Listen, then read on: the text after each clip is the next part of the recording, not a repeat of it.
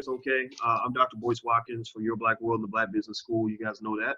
And I'm also here with Dr. Claude Anderson. Now, what I'm going to do is I'm getting some things set up right now so we can have a great conversation today. As you know, each week we do a Powernomics discussion where we talk about, all different kinds of things happening in the world of economics and power and money and everything else. And first I want to ask my friend, Dr. Claude Anderson, how you doing today, sir? Oh, I'm doing okay. I'm trying to survive. Well, more than survive. You're thriving. You're thriving. I can see it. I'll tell you, you and I were just in St. Louis this past week, and I had a great time. And I know people that did your Powernomics certification were extremely, extremely happy with everything that they learned. How did you feel about St. Louis? Well, I enjoyed it. As I said, my biggest disappointment, I just wish you had a larger crowd, because we are in a real serious dilemma across this country, and I don't see very much salvation for Black folk. And we'll talk about that today, about our behavior patterns. I don't see very much salvation for Black folk if they don't change their behavior pattern and begin this sort of demanding some transformations in how they're being treated in this country. So let's get into that, about talking about appropriate behavior, inappropriate behavior for Black folk. Because I'm very upset. I'm very upset about that. As a matter of fact, when I got back here, Dr. Watkins, in the paper, the Washington Post, there's a whole article in here about a Democratic candidate's meeting with Black voters. Can you hear me? Yeah, I sure can. Sorry about that. That was my computer making a noise. Okay, yeah, and they had a big meeting up in New Jersey, I believe, last week with the Democratic Party, trying to solicit and go out and begin to try to solicit Black voters to be able to be prepared to vote for white candidates. I said, when will they wake up and smell the coffee? See, I've been fighting this inappropriate behavior pattern, not only on our people in the masses, but also on our Black leadership, Dr. Watkins, for 40 to 60 years. They still don't get it. Either they don't hear me or they don't listen. And I'm not sure which one it is anymore, because they go out, I'm serious. They go out there and they have a big conference, a national conference, to call together the so-called Black elite in the political structure up to I think maybe it was New Jersey or New York, to discuss how the best to get out to Black voters. And they had white candidates to show up. And wow. And instead of meeting to get the Black vote and make some commitments about what they're gonna do for Black folk, let me tell you what they had about 5 or 6 potential white candidates to run for the presidency in 2020. One of them said that basically, if the Black vote turn out for me and support me for the office, what I'm going to do, and here come the end, I'm going to focus on trying to get a bill through for voting rights to reduce the amount of felons, and so more felons can vote when they get out of prison. That's a symptom of Black folk problem. Why? How do you equate felons, getting more felons to vote, with soliciting support for Black voters? The next one said, the next one just as stupid and insulted to Black folk. Next one said, well, what I'll do if you come out and vote for me, I'm going to create more minority programs specifically so they can get into the marijuana industry. And what's the next? The next one said, well, if I vote for me, I'm going to focus on poverty in general. None of those things are specific to Black folk. You cannot solve this problem, as you've heard me on the tour say over and over again, what the basic problem is. And you saw that in that first book that I know you love and like, and I enjoy you appreciating it, called Black Labor, White Wealth. That's your problem. You cannot solve any problems in this country unless you go back and read that book and solve the maldistribution of resource in this country. You got to have a redistribution of resource or transformation by Black folk, and start targeting things that are specific, peculiar to Black folk, not to the broader society. You cannot bring Black folk out of the bag and out of the hole without focusing on the maldistribution of wealth and resources that came out as a direct result of 360 years of slavery and another 100 years of Jim Crow semi-slavery. Wealth is a key factor.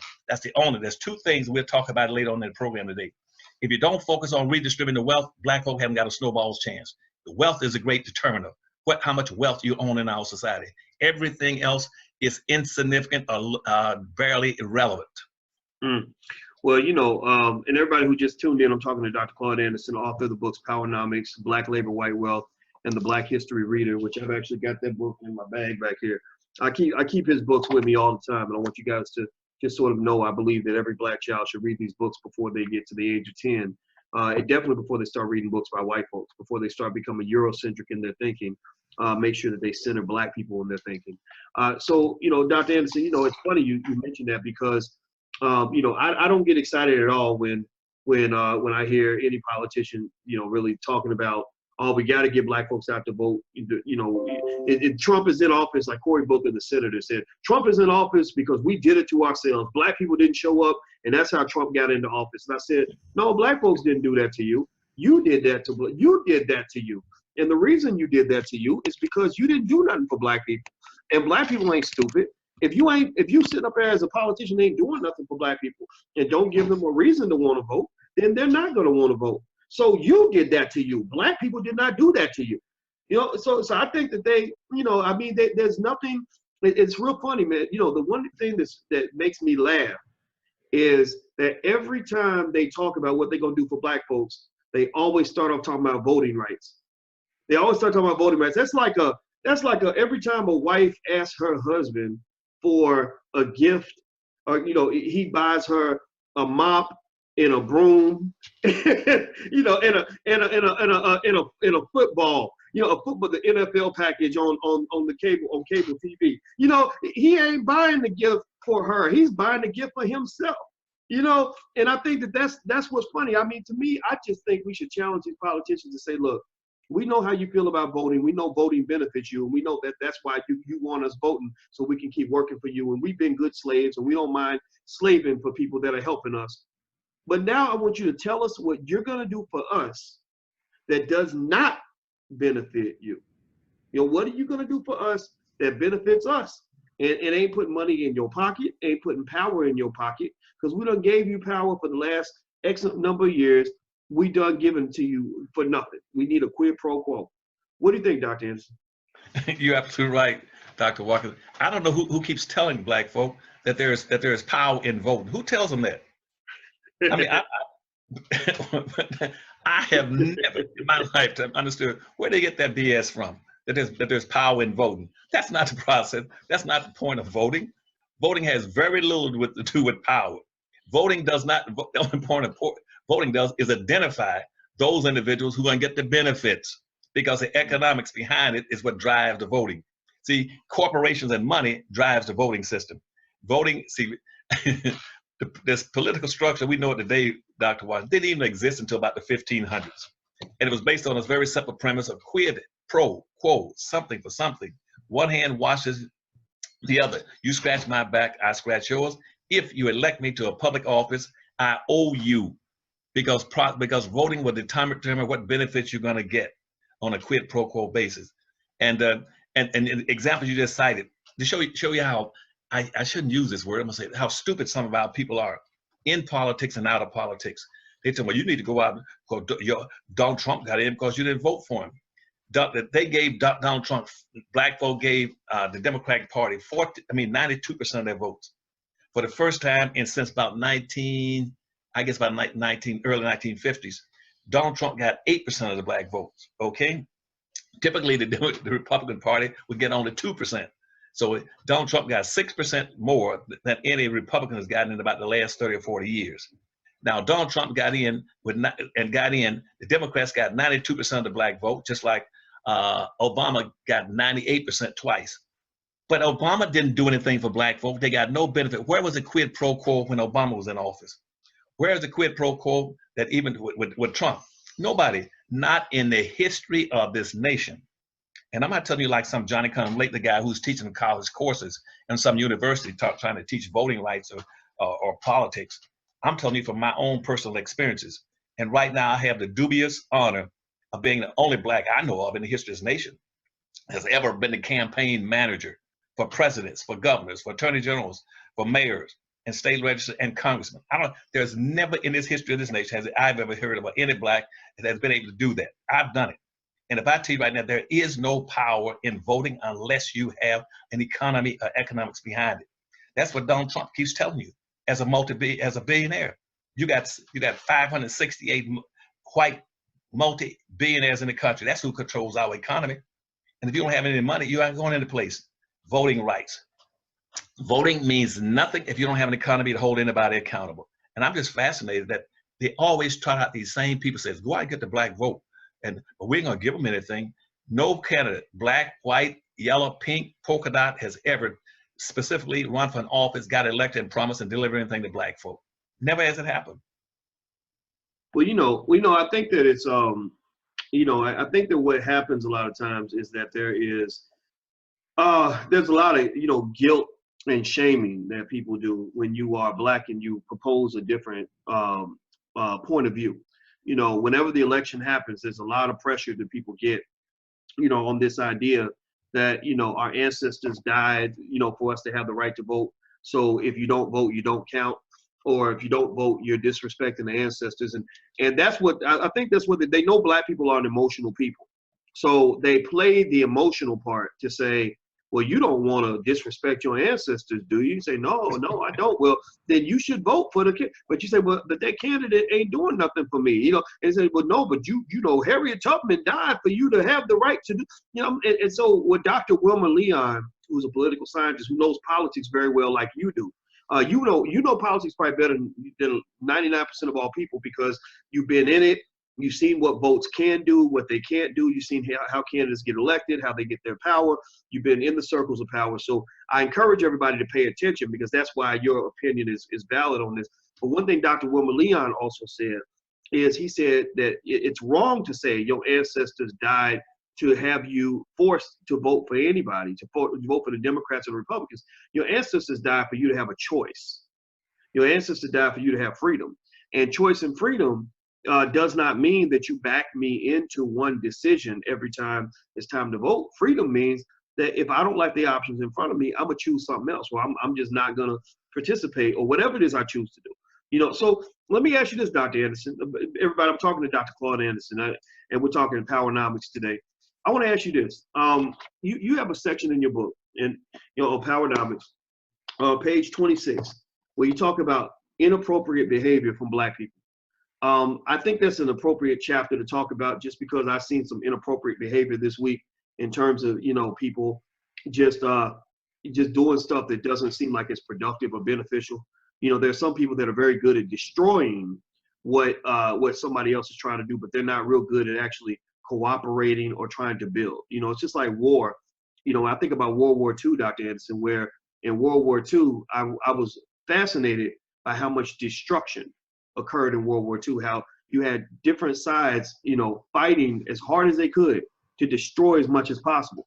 And I said, what if that energy that's put into destruction was used for cooperation? What if those two sides found a way to work together and build? There's nothing they could not do, right? So I think that sometimes it seems that with the Black community, when you talk about inappropriate behavior, we have energy where we are like this, where really we could find a way to go in the same direction.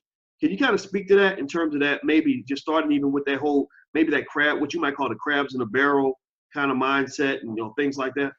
Right. So I understand. I think you're drawing a difference between racism and classism. I think that's the point you're making. And see, classism is horizontal. Classism means anything that pertains to anybody you can go around all across the community, across the nation, across the world, and find all those people involved in it. Class is like politics. Politics is a horizontal issue. I can find politicians across this nation. I can find politicians in Germany, France, England. I can find them in the Philippines. Anybody can belong to a political party. That means nothing in terms of what Black folk need to have done, which is correct the structural inequality against Black folk. That is vertical. So why would I be placing a big emphasis on politics? That's a vertical issue. A horizontal issue. Black folk need to understand the difference. You're talking about people in different nations. Let me give you an example. You're talking about World War II. See, in Winston-Salem, North Carolina, at that time we had Blacks and I had relatives going off to the army fighting during World War II. They were fighting in Germany and all through in the Philippines and in the Pacific area. And these were Blacks going off fighting the war. You know who they were fighting? They were fighting two nations, three altogether. They were fighting the Germans, they were fighting the Italians, and they were fighting the Japanese. These were Blacks, and Blacks have them coming back, either in a casket or coming back one leg and eyes, half the head missing. And at the same time, in Winston-Salem, North Carolina, we had a POW camp that's not one too far from my house, up on 5th and Liberty. At that point in time, I could go by there on a Saturday morning, and there were German prisoners in there, Dr. Watkins, German prisoners right there in the POW camp. And they would go out, they'd be playing volleyball, playing baseball. We walked by the fence. You know what they would do? They would drop their pants and pat their butts to us, give us the finger, try to spit on us, and curse us out, call us all kind of names. These are German prisoners in North Carolina from World War II. And at the same time, on the weekend, we could go downtown, and guess what? And the best of everything was still given the whites own and control because of slavery. They only controlled the best of everything. See, Jim Crow segregation was preferential treatment for whites. They had the best school, the best food, the best nightclubs, and best everything. When I go by there and looking at, guess who was sitting up there right with them? The white Germans, POW, sitting right in there. I go down to Greyhound bus station. They go into the best restaurants. I can go to a white theater, and the blacks might have to go way upstairs and look downstairs. There are German POWs sitting down there with the whites. And the reason they did that because that was a class issue. Being politics and war, that was a class issue that was going horizontal. But vertical was the fact that they were whites. The Germans were whites, just like the whites in North Carolina were whites. That was a vertical issue. And that's why when they decided to drop and same thing with the Italians. We were fighting Italians. They were classified as whites. But now we're fighting the Japanese. The Japanese, again, that was a horizontal issue, but that was a nation. But guess what? They were brown in color, so when they decided to drop the atomic bomb, they weren't going to drop it on the Italians. They were going to drop it on the Germans. They're going to drop it on the Japanese because of color. Classism is a horizontal issue, and consequently, after the war, as soon as the war was over, all those German prisoners were set free and got first-class citizenship after spitting on black folk, giving us a finger, patting their butts, while black soldiers over there dying and fighting and dying in Germany and in Italy. See, that's the difference between a horizontal and a vertical, because they were identified in this country as whites. As soon as the war was over, they became a part of the white structure. Well, you know, that is funny, Dr. Anderson, that you mentioned that, because I know for a fact, like definitely with NASA, they brought in a lot of the German engineers and scientists and gave them opportunities that they would never give black folks, you know, and in fact, what was his, Werner von Braun? Werner Braun. Yeah, von Braun, was the one who designed the rocket ships, and he was a Nazi, you know, and then at the same time, you know, so eventually these guys, von Braun and others, they get jobs with American corporations and get all these opportunities in the United States. But, you know, I remember, I think it was Joe Louis and Joe Louis and Jesse Owens, who one of the two basically was talking about how these guys could get jobs that they could not get. You know, these men dedicated everything to being American heroes and, you know, in the Olympics. And you know, Joe Louis had the big fight against Max Schmeling and all that. And I think it was Schmeling. Schmeling was the one who got the executive position at Coca-Cola, and they wouldn't give Joe Louis a job. You know, they wouldn't give no black person a job. And here you are, you sacrificing everything for this country, for these people that wouldn't give anything to you. So it almost seems like it's just what we're doing now by sacrificing everything for people who don't care about us is nothing more than a continuation of the mindset that we had many years ago. In fact, I'd like to know if you know anything, if you followed any of that. But just speaking on Joe Louis, I could have sworn that Joe Louis started having financial problems when he decided to go and he left his career for a couple of years so he could go into the military to be a patriot. You remember that? You remember that? I'm sure you remember. Yeah, where he went in and he was doing all these exhibition fights to show his love for the country and everything, wasn't getting paid nothing. And then he got out of the military and had this big tax bill. And as a result, Joe Louis died with no wealth, from what I understand. In fact, he had debt when he died. Do you know anything about that? Did you follow that? Well, he was working in Las Vegas as a door opener. He opened the doors in the casinos. They paid him to stand out in front of the casinos in Las Vegas and open doors, let people in and out. And that's what he died impoverished. But the primary point I was trying to make on this, though, on these issues, when these kind of issues come up, black folks should never get emotional about them and say, hey, I'm not gonna get, yes, whites were discriminating against us. Yes, they gave the German, all these people rights, gave these, but that's a class issue. And if we stick strictly with being vertical, say that is secondary. I'm not getting in any form of politics before getting involved in what is race structure. correcting the structural inequality that is race-based, running from the highest to the lowest in the Black community. That's your problem. and see, and we're not talking about what political party you belong to. And that's one thing in America, Democrat or Republican. The same thing was true about fascism and communism. See, Black folks should stay out of those isms. That's why the only ism I'm into is not fascism, communism, or any other ism. The only ism I'm into is Blackism and owism. That is vertical. And so that way I don't get off course, start to exercise an inappropriate behavior. I might be confusing about trying to explain this to you.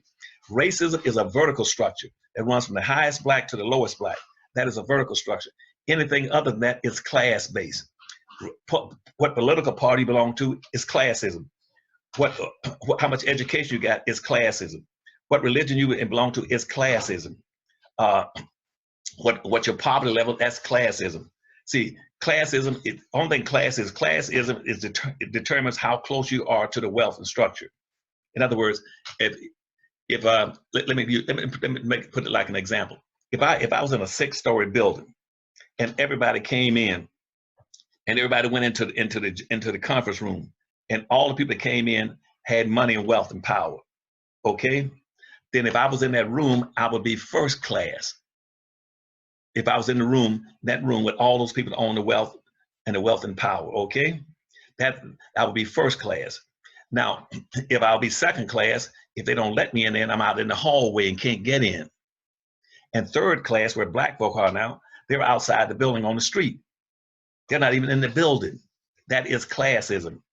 Classism runs horizontally. Classism is based on your educational level, your income level, what job you have, and what prestigious organization you belong to. That's classism. And gender, those are classes. That's not racism. Racism is totally different. That's why right now these Blacks get caught up in religion. Like for Jews say, hey, I'm equal to Black folk. They excuse the fact or exclude the fact that they're whites. They're whites now practicing Judaism. Okay, that's whites. So they get the benefits, but somehow they convince Black folk to compare or accept racism as being equal to being anti-Semitic with Jews. That's not same thing with women. Women come in and take feminism and try to say we're just like Blacks. And then homosexuals and gays, transsexuals say the same thing. We're equal to Blacks. Those are class issues. Stay out of the class issues. Focus first and primarily on your own vertical order, which is racism. Oh, everybody who just tuned in, I'm talking to Dr. Claude Anderson, author of Powernomics, Black Labor, White Wealth, and the Black History Reader. Dr. Anderson runs the Harvest Institute, which is a think tank that is doing cutting-edge research. They are also suing the federal government on behalf of Black folks for reparations, among other things. And if you want to support what Dr. Anderson is doing, I encourage you to do that. Go to harvestinstitute.org. That's harvestinstitute.org. Also, we're on tour right now. Dr. Anderson is doing Powernomics certifications all across the country. The next cities Dr. Anderson is going to go to is Dallas, and we got some more cities. I don't remember all of them, but if you want to see the whole tour, go to fjtpowernomics.com. That's fjtpowernomics.com. Also, this week I'll be in Chicago, so you can go to drboychicago.com if you want to get tickets to hang out with me this weekend. So, Dr. Anderson, let me read something. Let me make one point before you leave that. See, as a matter of fact, that's why I think you indicated to me the other day that you want to be able to also begin to distribute and sell the new Black reader, a history reader that has all that information in there. And again, it stresses the point that first book that you talked about, the Black Labor, White Wealth. See, again, when I stress the point, inappropriate behavior comes from not having the resources again. And we just talked about class issues. If I were to go down all those class issues and compare it with in this context, in this country, since the whole purpose of slavery was to maldistribute 100% of all this nation's wealth, power, resource, privileges, controls of all levels of government, and land into the hands of the dominant white society. And so that's why in the end of slavery, because slavery had achieved its purpose, whites owned 99.5% of everything in the country in 1860, Dr. Watkins. Now here you are 150 years later, you still own and control 1/2 of 1%. You've never corrected the maldistribution of resources. And that means that the average Black person right now has 1/2 of 1% of anything of value in the country. It is impossible in theory and practice for you to be a competitive group. They can do all the dancing and singing and marching they want to. They can talk about civil rights, social integration. They can talk about voting. That's intellectual masturbation. You're playing games with people. That you can't change a darn thing by messing with those issues. If those issues do not change the social construct, and the social construct, that's the beginning of that's the first question in that black reader. 101 questions you never thought to ask. It started off with the social construct. The construct is a matrix that got black folk locked in box. They can mess with all this superficiality all they want to. You can talk about all those other issues, but if you can't deal with the issues of reconstructing or transforming that wealth and redistributing it and power into the black folks' hand, they haven't got a snowball's chance. And now, right now, in my mind, only two things can do it. One is these powernomics principles, and that tour that you're promoting right now. Then the solutions through the powernomics principle that would say you must have a redistribution of wealth in this country. And secondly, you must challenge the ongoing authority in this country that all of the privileges, rights rest in the hands of whites, from the Supreme Court all the way down. That's why you look at TV every day, look at NBC, look at the Fox channel. All the decisions are being made by whites. Supreme Court, out of 127 Supreme Court justice, you had one black on there. They're playing games with it. You're in a social construct, and they got a matrix that got you believing somehow you're going to be able to compete and succeed in a society where you only control nothing. It is impossible. Black folk got a misperception. They don't understand the system. That's why I enjoy coming to your programs and doing it and being a part of your tour to say, I got to deprogram black folk. They've been psychologically bamboozled now for 460 years, thinking that somehow the civil rights, voting, and marches going to somehow change the social construct. That's why they have not moved one iota in 460 years. Well, I'll tell you, I think that the interesting thing about the inappropriate behavior piece is that people think that if you talk about inappropriate behavior, that that you're becoming like a Republican, that you're blaming the victim, stuff like that. And my thing is that I don't care if you are winning the race or losing the race, you still got to run your best race, and you still got to challenge yourself to do better. And I don't think that there's enough challenges for us to do better.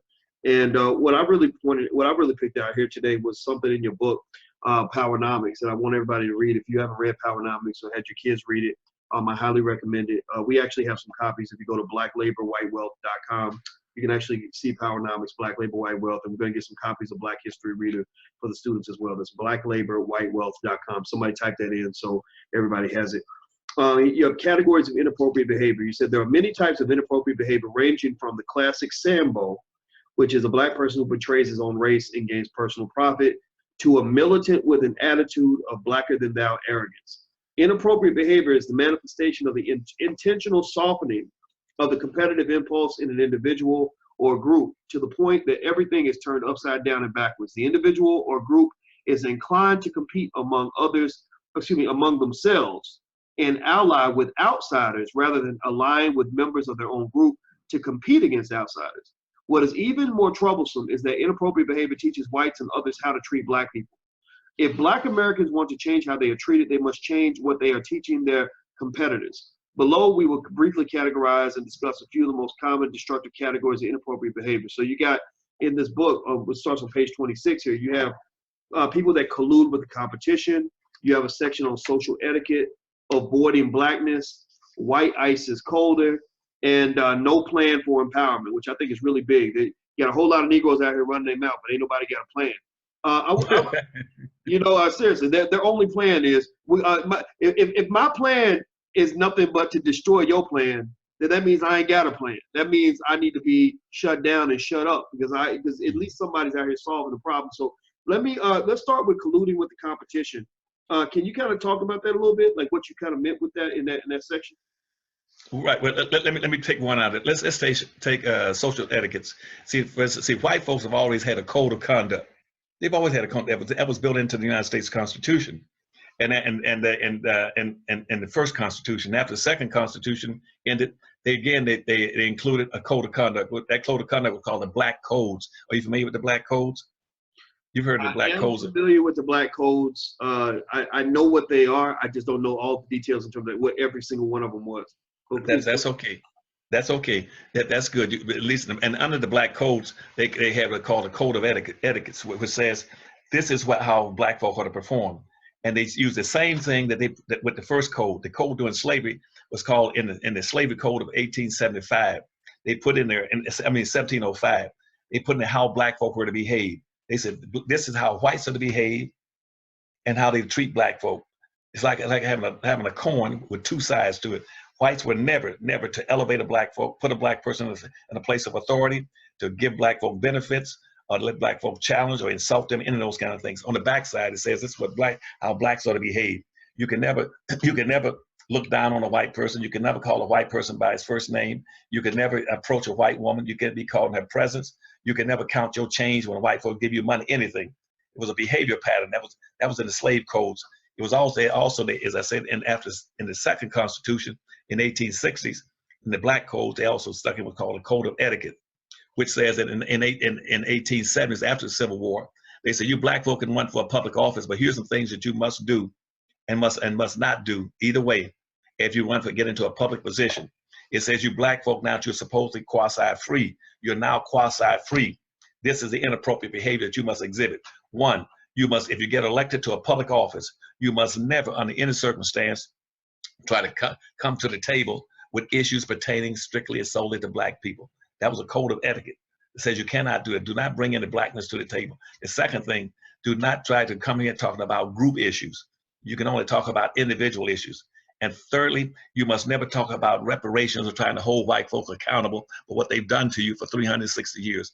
That was called a code of etiquette for any black person running for office, like the first blacks who got elected to the Congress in the 1870s. Every black getting elected to a public office, or black getting appointed to an office, whether he's going to be a mailman or a garbage collector or working for the city, those three things he could not do. I just told you about. He could not do that. He could not identify with his own people, which means that we stripped them. The code of conduct stripped black folk of their social cohesiveness. They could not come together and function as a solidified group of people. They must stay individualized, and that was a part of the code of conduct. So what you're asking, that's where the crabbing came from. That black folk cannot compete against whites. They can only compete against their own people. That was a code of etiquette that was put out in the 1870s, and to the present time, any black person you see run for a public office, get appointed to a public position, as soon as he runs for an office, he's going to do just the opposite of what a white do. If an Orrin Hatch or Senator Strong Thurmond or any white person runs for a public office, the first thing he's going to say is that I'm going to swear on an oath of a Bible that I will protect and serve those people who put me in an office. I'll take care of my people. Any whites coming to Washington, D.C., they're not coming here to look out for black folk. Well, if a white senator comes from Mississippi, Alabama, Georgia, anything, he's coming here to look out for whites. But black folk, because they're still following that code of etiquette, that inappropriate behavior pattern was put in place in the 1870s, which says if I'm running for a public office and I get elected, the first thing I'm gonna do is to tell everybody, I'm here to represent everybody. I'm gonna look out for everybody. If you're an immigrant, I'm looking out for you. If you're handicapped, crippled, you're gay, you're transsexual, homosexual, you got hemorrhoids, toenails infections, I'm looking out for you. See, nobody does that but black folk. That is inappropriate behavior patterns. When all of a sudden you try to escape your own blackness by taking and prostituting or corrupting the concept of politics. You're supposed to be deciding who gets what benefits in the public arena based on your being elected to an office, based on you swearing on oath on the Bible saying I will protect and serve those who elected me. And so that was a code of etiquette. But now black folk have never had a code of etiquette. They never had a code of conduct. But we had, as I told you earlier in our tour, we did have a code in the military. In the Marine Corps, we had a code called a military code of conduct, which means if I get captured, if I go into combat, I'm gonna fight to look out for my own group first. I'm not gonna betray my nation or my military alliance. And secondly, if I get captured, I'm gonna do everything I can to escape. And I would never tell the enemies but three things: my name, rank, and serial number. But see, black folk was captured in slavery. They didn't know they were in the war. They confess and tell everything. They'll run and try to join the enemy. They don't do anything. They break every code that the military ascribed to our own people while I was in the service. You would never get away with that in the military. Black folk have no code of conduct, no code of etiquette, and they would do anything to try to get away from their people and compete against their own people. That's what you're asking me about. Mm. Well, everybody, I'm talking to Dr. Claude Anderson, who's the author of the books Powernomics, Black Labor, White Wealth, and the Black History Reader. He's from the Harvard Institute. If you want to support the great work that's being done at the Harvest Institute, including the big reparations lawsuit that mainstream media is not talking about, go to harvestinstitute.org. That's harvestinstitute.org. I'm asking you, I'm point blank asking everybody, please make a donation, make a recurring donation if you can. Because the white folks support their think tanks. That's how they're able to get certain things done. We got to support our think tanks. There's no better think tank than this. And I know personally, I'm doing all I can to support, and I want everybody else to support. And I think that's really important. Also, we're on tour right now. So if you want to know about the tour schedule, go to fjtpowernomics.com. That's fjtpowernomics.com. Now, Dr. Anderson, I want to add, I want to read something to you that you wrote in your book, Powernomics, where you're talking about categories of inappropriate behavior. And one thing you talk about is collusion with the competition, and when I think about collusion with the competition, I'm thinking about people that, for example, if you have, one time, for example, I had a real heated debate exchange at Cal State, Long Beach, with a very nice lady, but she was a black woman who was a feminist. So everything that came out of her mouth was pretty much what white women say about feminism, right?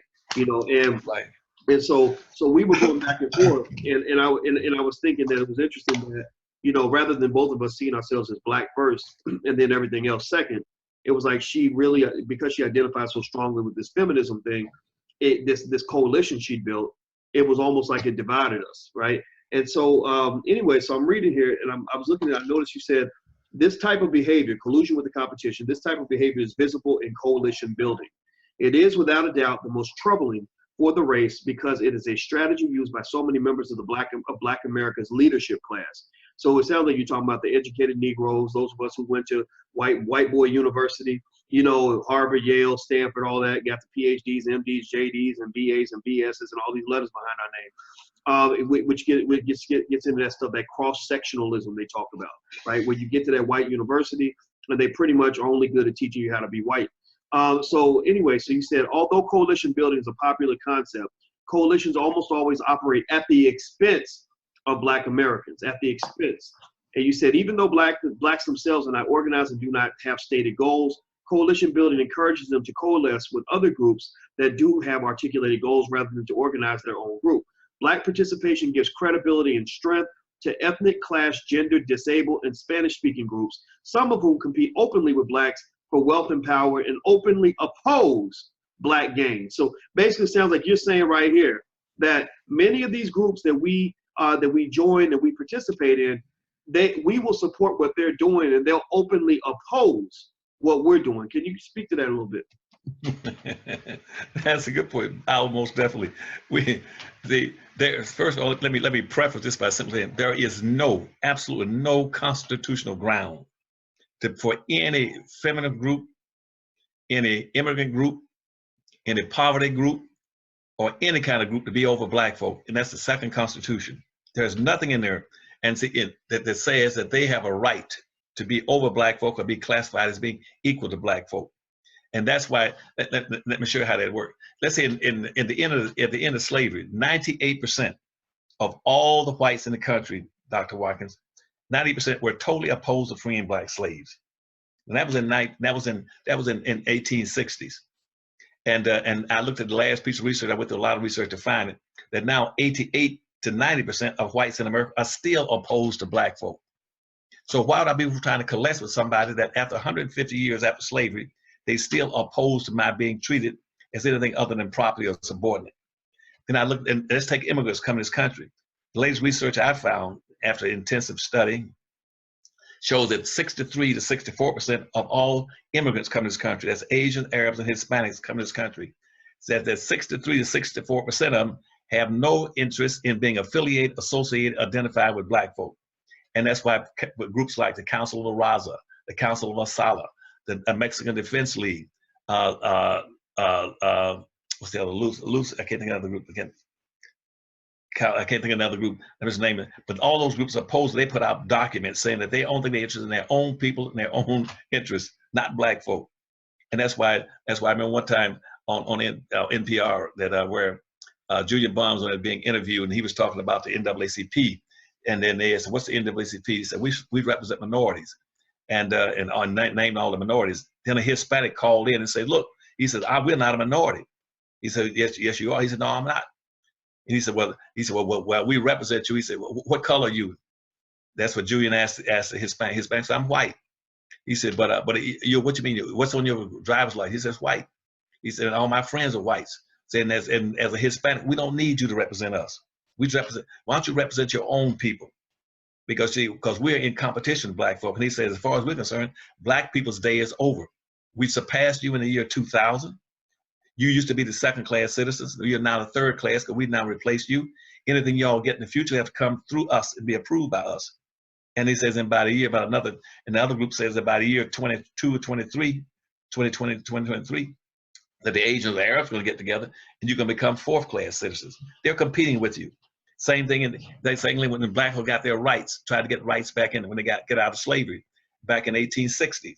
The feminist movement came out and opposed black folk. They weren't coming out to join with black folk. Black folk might want. They even asked Frederick Douglass, "Why don't you come out as a man and support the feminist movement?" He said, "That's crazy. Why do that? You're competing with us." And the Supreme Court ruled in the 1860s that white women should not be trying to compete with black folk for rights and privileges. And again, in the civil rights movement in 1966, white women then, there was a white senator from Louisiana and a white representative from Virginia that says black folk, we're not going to give black folk a new civil rights bill in 1965, 1966, and let them have advantage over white women. So they came up with something called Title IX. You're familiar with Title IX? Title IX says that what they said is that Title IX means white women would come before black folk. And what we're doing under Title IX, we would take white women, even though white women are a majority in a majority, that they co-own, co-control, co-influence, and inherited 100% of everything the white man has, that now that we're going to classify white women as a minority, Dr. Watkins, and put them in conflict. Now, I just mentioned all these different groups. Then why would black folk be out there trying to coalesce with those groups rather than own people? And those people are competing with black folk. We have a federal policy that says any immigrant group coming in here comes in over black folk. That's why they go past black folk at 200 miles an hour. They get advantages that black folk would never get. That women, gays, anybody can come in and get advantages over black folk. So why would black folk be stressed out, always trying to go around and carry water for everybody, for the Democratic Party, for the Republican Party, for women, for gays, for immigrants, and never carry water for their own people? That is insane. That's insane and inappropriate. Well, you know what, Dr. Anderson, it's funny you mentioned that because just within the last 24 hours, I had a conversation with a friend of mine who is a faculty member at a white university. And she said, well, we had the diversity dinner last week and I didn't want to go. And I said, well, why do you want to go to the diversity dinner? She said, because I can't stand that black woman who is head of diversity. I said, well, what happened? She said, well, there's a black professor, a black male professor that is in the department, and a white girl filed a complaint. And this black woman who's supposed to be, helping with the black folks, the black students, was in there attacking this black man over this Title IX sexual harassment complaint. And it turned out to be nothing. It turned out that he just said something that she said made her uncomfortable about. I think he said something like, when is your baby due? Or she was pregnant. It was something ridiculous. It wasn't, because I was thinking, well, maybe he did something wrong. But when I heard it all, I said, it sounds silly. But here's what was fascinating about it, right? A few things. One, when this black male professor was accused by the student, or when she filed the complaint, they went to him and said, a student filed a complaint against you based on, gender-based harassment. He said, well, who is it? They said, we can't tell you. He said, okay, well, what did she say? They said, we can't tell you. He said, well, when did it happen? They said, we can't tell you. So he came back and he said, y'all treat me like a nigga right now. He said, I don't understand this. Wait, you telling me that my reputation's on the line, that I'm being accused of something and you won't tell me who the accuser is. You won't tell me what they accuse me of. You won't tell me when this allegedly happened. What am I supposed to do with that? He said, get the hell up out of my office. And so it led to this conversation.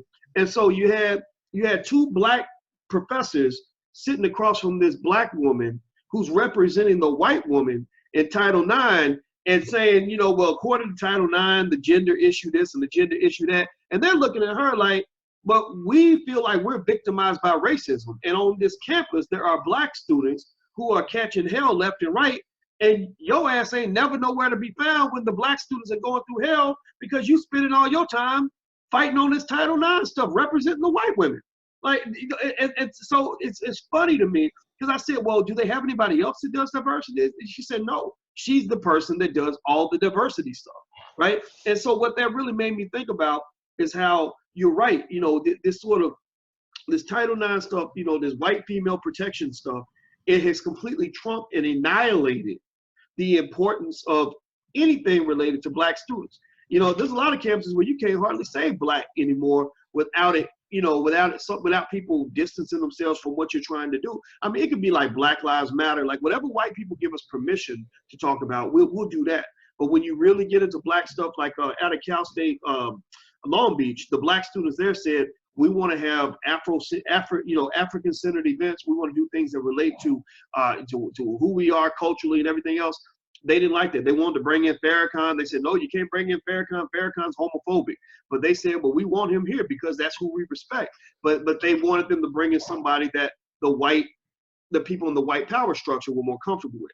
You know, so I almost feel like if you add, when you're just speaking on college, for example, if you add in the fact that these white universities are putting black students in debt for life that they can't never get out, and you add that to the brainwashing that takes place where they take a black person and they make them as white as possible.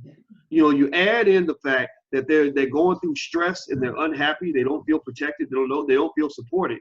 It almost makes me feel like there's got to be other ways, or you know, outside of that system that just automatically thinking I'm gonna send my child to this white university so he can be a white man with black skin and spend his whole life unhappy and frustrated. There's got to be a better pathway than that. Just my 2 cents. I don't know if you have anything to say on that, but I'll let you go. Sorry. No, you're right. But you know, in a way, and it's sad, but I really, sometimes I think to myself, maybe black folk deserve more ass whippings, you know? People just ask me, said, Dr. Anderson, when would things ever change for us? I said, they never changed that black folk have more pain. I said, black folk need more pain. That's what the problem is.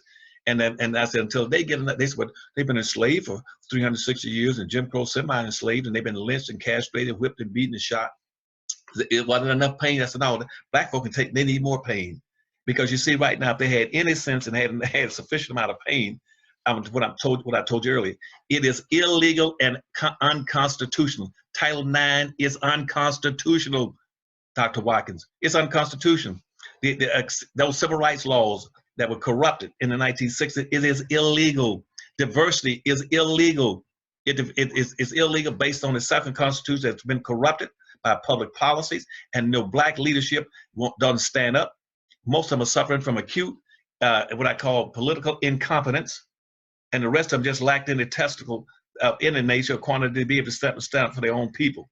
They betray their own people. Those things are illegal. It's all spelled out. And I said, that's why I feel sorry for a lot of them. They should be coming to your tour so they can learn some of this stuff.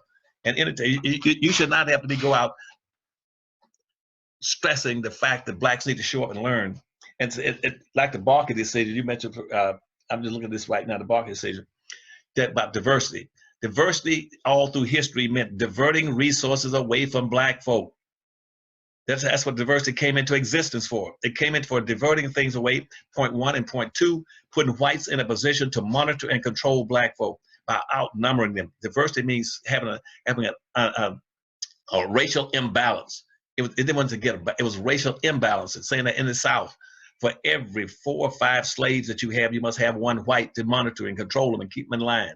And in the North, to make sure the North that didn't want any blacks, they reversed it. They turned it upside down so blacks would see things upside down and backwards, and these Negroes would stay confused for the rest of their lives. Up North, we make sure that the law says, since we can bring in all these Europeans and other groups to be in the management class, we want 4 or 5 other groups, Asians, Arabs, Hispanics coming in to be over every one black in the North. Just turn everything directly upside down so that whites would dominate and control in the North as a management class, and in the South that the black folk would be so outnumbered that whites would monitor and control them, what we call patty rollers. And the Second Amendment to the Constitution, which was to monitor black folk. That's why police are still shooting them. They got authorization that they were called patty rollers, plantation police. That the whole point of police was to monitor, patrol black folk, keep them in line, and set up militias to make sure there were no insurrections so they can monitor and control them. Now, if black folk keep sitting up here worried about, well, you know, that this is wrong. No, it's not. white folk need to put more pain on you because you don't understand that all those things are doing to you. Civil rights has been corrupted. Civil rights was set up initially in 1860s strictly and solely for black folk. And there's nothing in the United States Constitution that authorizes the public social construct to bring in white female and make them equal to black folk, or bring in immigrants over black folk, or put women over black folk, or take poor people and make them equal to black folk. Black folk accept these punishments. They need some more pain. They need pain, I'm telling you, Dr. Watson. And they're never going to change to get more pain. Sometimes I get angry with black folks. They don't read, they won't learn, they hear, but they don't listen. Well, you know what? I tell you what, I can't disagree with you in the sense that there are some people that do seem like they, you know, I don't know how much pain people got to go through before they try something new. The good thing, the bright side of that, and I think we can end on a bright note with that, is that there are people that are listening. You know, when I started working with you, there's a lot of people who say, in fact, everybody who feels this way, please say something in the comments so we know you're out there. There's a lot of people, you know, when I go to these different cities we've been to, there's people that come up all the time that say, you changed my life. You know, what you guys are doing is giving me hope. You know, and I do believe that there are people out there that are making the change. And my argument is that these people are almost like the way the Navy SEALs were for the military. Like a Navy SEAL isn't an ordinary soldier. You know, one Navy SEAL is worth several infantrymen, and because the skill level's higher, the focus is higher, the capabilities higher, all of that stuff. And I feel like the people that really are, you know, into these ideas, that are really making these changes, these are our Navy SEALs. You know, these are our leaders. These are, you know, I would take one strong black man over 15 coons any day of the week. You know, 15 mediocre Negroes, I would pass them up for one strong black man or one strong black woman. And so to me, I think that, you know, the goal is, in my opinion, we want to just train those leaders, you know, train those people that are going to get out here and multiply, that are going to raise the kids a certain way, that are going to build businesses, that will hire other black people, that are going to go out here and teach. And so everybody in who's watching, I want you to know that I want you to teach. I want you out here talking about this. I don't want you just sucking it up and soaking it in. I want you out here speaking it to the highest mountain, because this is what is one of the many solutions that we're applying right now that will help us get ahead in this game. So I don't want to cause you to give up hope, Dr. Anderson. You're right. There's some Negroes that just need more pain, and we'll let them get the pain, and maybe they'll figure it out. Maybe their kids will figure it out after they wasted their life chasing behind white folks. But I'm not one of those guys. You know, I want to be a Navy SEAL. So I want to say thank you for everything you do, and thank you for your contributions, man. It means a whole lot to me. Yeah, and tell them, as a matter of fact, that's why I'm so proud of the fact that you do use most of my books for your textbooks in your business school, and I wish they would use that. You can use that Black History Reader, and we'll supply you with the books. And they can use it, and it'll be almost impossible for them not to have a better understanding of these issues if they were to go through those books the way you do, and understanding. And that's why the Bible says it's good to be dedicated, you know, and getting knowledge, but more importantly, get some understanding. That's what you're trying to do, is go beyond knowledge and bring some understanding to these people. And I'm with you 100%. That's why I'm delighted to be in your tours. And I want them to go out and buy those books, either go to get them through your business school or get them through the Powernomics Corporation, order and start, particularly that last one called the Black History Reader, and read and start understanding. Like a black woman called this morning saying, I'm blind. Can you help me? I don't have to understand this stuff or what you're talking about. I'm not interested in the race. What can you do for me specifically? I'm blind. I say, well, then you're blind in the mind as well as in the eyes. And so consequently, there's nothing I can do to help you. I said, well, people got to wake up and smell the coffee. And right now, as I said, the core problem is you're locked. Anytime you're in a society where 1/3 of your people right now, 1/3 of all black folk in America right now got a zero negative net worth, Dr. Watkins, a zero. 33% of all the blacks in America got a zero net worth. That means you're below zero. And you got another third of your people in the black race are sitting right on the poverty line, which means that if they were to lose a little bit of money invested in a car, they would go beneath the poverty line. And you got and right now, even to catch up with the wealth and whites in America, if the black folk were progressing at the rate they've been progressing for the last 460 years, it'll take black folk another 238 years to catch up where white folk are today. 238 years from now, they'll be just what white folks are now against black. Nothing has changed in the racial equality in this country in terms of wealth and power. That's where the control is. And right now, that's why I said black folk only control nothing of importance. And all they do is go looking for a job. A job ain't gonna cut it. A job is not designed to change the wealth inequality in this country. A job is designed to maintain you, to keep you 1 week away from welfare, food stamps, and the unemployment lines. So we need to have a transformation where people can come to your program, to your tours, come by the thousand. I would love to see 1,000 every time you meet in any city, 1,000 blacks show up and say, we understand, we're gonna now go through this transformation. We're now gonna start challenging all these inequalities in the country and the wealth base, and that we cannot operate with 1/2 of 1%. We cannot continue to operate as a people and never address the purpose of slavery, which is to maldistribute everything away from us. We cannot accept that you got white authorities that going from where Supreme Court and the legal system is a guardian of racism in this country. And you're playing on your land, you're locked in box and you're being bamboozled. And you got a black overclass that's not doing anything to help you because they are betrayed. They are double agents. The black overclass is made up of 6 different groups. They are selling you out and betraying you. They are betrayals of their own race. They are double agents. Anybody that would look out, that would fight for class issues, at the same time they're pretending they're fighting for racial issues, are selling you out. And I'm gonna hope, I know it's time for you to close your program out, but I love and respect you, and you keep fighting, and give me a call, and what you mentioned to me earlier, let's try to work that out after Dallas with you, okay? Absolutely, absolutely. Well, I love and respect you too, and it's been great to go to Chicago and St. Louis with you so far. We're going to keep going to other cities. He'll be in Dallas next, so if you live in Dallas, you can actually go to fjtpowernomics.com. You can actually get a ticket to see Dr. Anderson in Dallas. His program lasts for the whole day, so you can pay tuition to be a part of the Powernomics certification, but we're also screening films that weekend. Also in Chicago, we're screening films. Dr. Anderson won't be there this weekend. He was already in Chicago, but I'll be in Chicago. We're going to premiere The Melanin Code, which is an extraordinarily good movie. So feel free to come and check that out at drboycechicago.com. And also, last but not least, if you want to make a donation to the Harvest Institute, somebody please type harvestinstitute.org. That's harvestinstitute.org. Please make a donation. This money's going right back into your community. It's not like making a donation to the Red Cross. They're not going to give you their money back. It's not like donating your money to McDonald's or Target. They're not giving you their money back, or Starbucks or Waffle House or wherever you want to spend your money at. This is not what that's like. When you give money to the Harvest Institute, that money's going right back into your community at a very high level. So I encourage you to consider adding things like that to your budget. So with that being said, I want to say thank you very much, Dr. Anderson. It was great getting the chance to talk to you. And thank you, buddy. And I'll talk with you next week then. If give me a call whenever you got a spare moment this weekend between now and next week. You know I'm in the process of doing all this moving, so just give me a call. Okay, I sure will. I sure will. Now somebody's asking, is there a promo code to get a discount on Powernomics? If you want to use a code, if your money's real tight, we go in the honor system, so we don't want money to get in the way. So if you want to use a code, use the word family. If you use word family, you can get half off.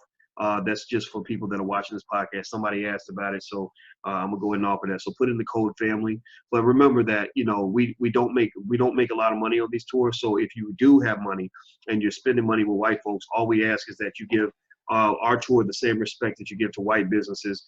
Because I see a lot of black folks that go into white businesses and don't ask for a discount.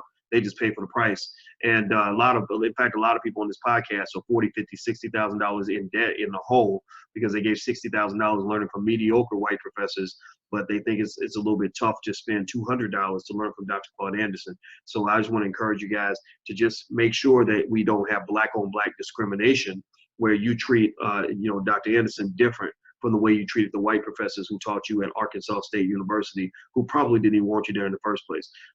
That's one thing I think that needs to change in our thinking. So that's what I want to encourage you guys to consider, because we're out here working for you 24/7. They're not working for you. We do work for you. So we'd like to ask if you could support this because it's very, very important for us to pursue the mission.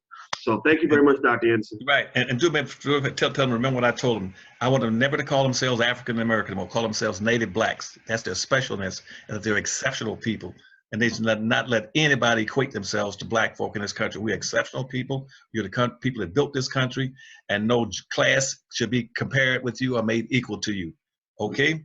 All Well, right. thanks so much. I'll see you Yes, next sir. time. All right. Take care, Dr. Anderson. And Okay. thank you guys for hanging out. Make sure you hit the subscribe button before you go. Hit the like button, the share button, and all that good stuff. And I'll see you guys real soon. Have a great day. And it was real. I'll see you guys soon. Be good. Peace.